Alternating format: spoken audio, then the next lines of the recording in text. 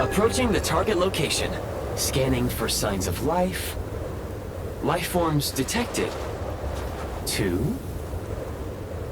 Affirmative. However, that is not the reason for my confusion. According to my database, this location is a train station, meaning the number of life forms is unusually low. Real-time environmental data suggests that the train station may no longer be in use. But whatever the situation, please exercise caution.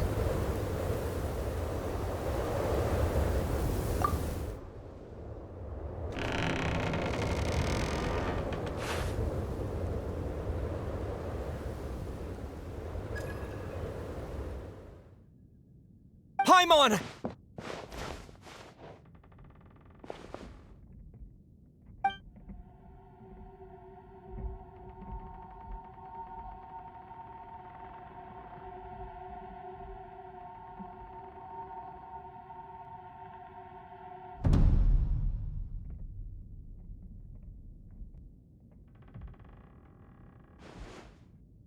Who are you? Don't worry. She's only sleeping. You must be the Traveler.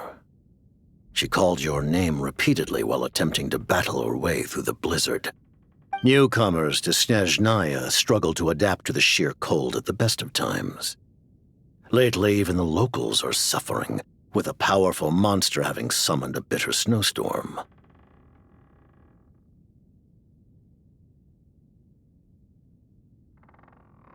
You two must be very important to one another.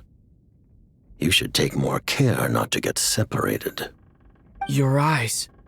Are you Conrian? There are indeed some Conrians left in this world who survived the cataclysm. But I doubt that is news to you. It would be unwise to interrogate my identity here. Focus your attention on your travel companion instead. We will meet again very soon.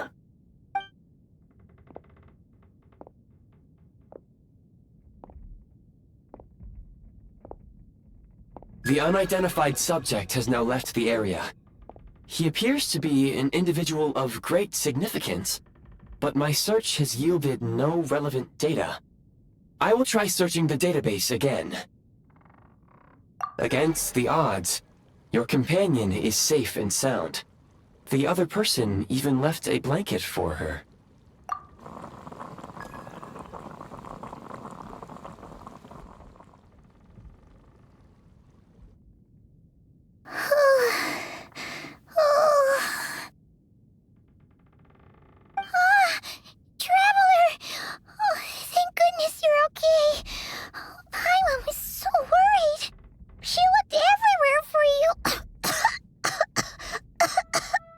It's okay. Take it easy. Are you feeling alright? Pretty much the same as when we first got to Snezhnaya. Paimon must have caught a cold. She was feeling so faint. She just couldn't keep going any longer. So she had to lie down and sleep it off. Wait, where did the Jester go? Yep, the director of the Fatui. The Jester Pierro. So... The Jester must know everything about the Tsaritsa's plans. But there's no way he'd tell me just like that. We might well have ended up clashing. Well, he was right about one thing. Right now, the most important thing for me is to take care of Paimon while she's unwell. He had no intention of explaining his motives, and he left in something of a hurry. Hey! What the... Who is that? It looks like... half a pair of goggles. How amazing! A self-aware, talking pair of goggles! Snezhnaya was once the land of the Fae. There are many ancient creations here that... Oh, wow! Well, thank you so much. You've earned yourself some of Paimon's favorite candy. Oh, but by the looks of it, You probably can't eat that, can you? Goodwill detected. Instead of candy, perhaps I can suggest my preferred strategy. Please clean me regularly to keep me operating at peak efficiency. Oh, that makes sense. Every pair of goggles needs wiping clean once in a while. Sure thing, mister. Anyway, back to the Jester for a second. Paimon's still confused about something. When he first showed up, he already knew Paimon's name. And he acted like he expected Paimon to know who he was, too. Paimon could tell that he was conning him from his eyes. And he definitely seemed like someone pretty important. But beyond that, Paimon didn't know anything about him. It was only later, after he rescued Paimon from the snow, that he properly introduced himself. That's the only reason Paimon knows he was the Jester.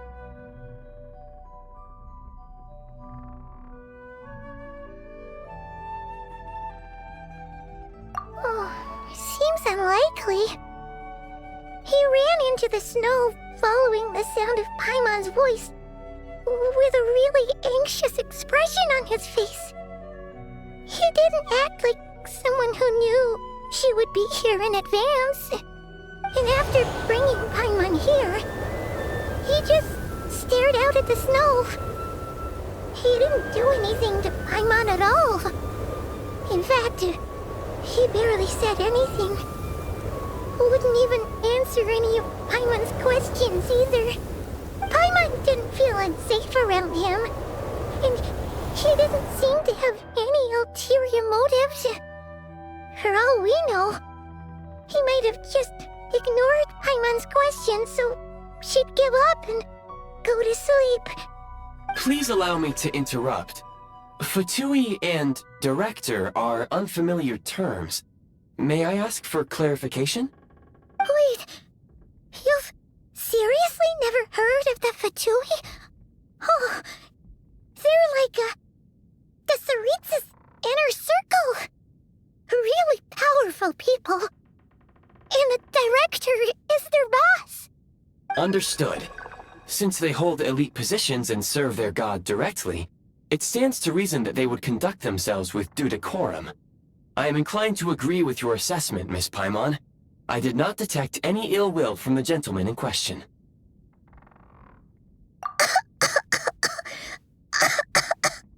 Sorry, I shouldn't have encouraged you to talk so much. Paimon, new plan. Let's get out of Snezhnaya for now. We can come back after the weather clears up and you're all better. The Jester mentioned that the snowstorm, being the work of a monster, is worse than most. Even if we made it to Snezhnagrad, we'd still have to wait out the storm before we could do any exploring. Oh, well, it's really nice of you to look out for Paimon, but she doesn't want to hold you back. We were really psyched up for this journey when we first set off. Just think of all the burning questions we have. If we turn back now, who knows how long it'll take before we finally get answers. Further information is required regarding the monster situation. But objectively speaking, there is another, more pressing issue at hand. At this point, we have traveled a significant distance into the blizzard. Were we to turn back now, the road would be extremely treacherous, especially since we would need to travel on foot. If, however, we continue onward, there may be a better solution. Do you remember what I said as we neared this location? I told you that this is a train station. While it has evidently fallen into disuse for unknown reasons, the tracks remain intact. We can break through the blizzard and forge ahead by driving a train. That is the Snezhnayan way. There is a small town up ahead, which would be the perfect place for Miss Paimon to rest and recover. Paimon thinks Goggles here makes a great point. Let's do that!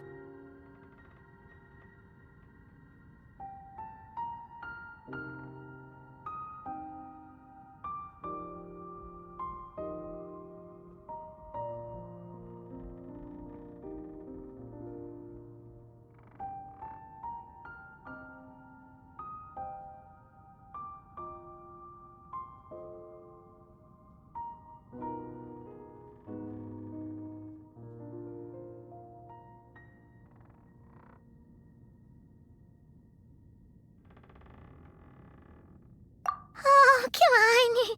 Don't worry. Think of all the traveling we've done so far. When has Paimon ever gotten sick before? Practically never. 'Cause she's in great shape. Sure, she's a little tired right now, but it's sure to clear up on its own. Affirmative. Should you ever need my assistance during your future adventures, please call for the Eye of Grey whenever you wish. Otherwise, I will remain silent to avoid causing any unnecessary distraction. Now, please follow me to the train tracks.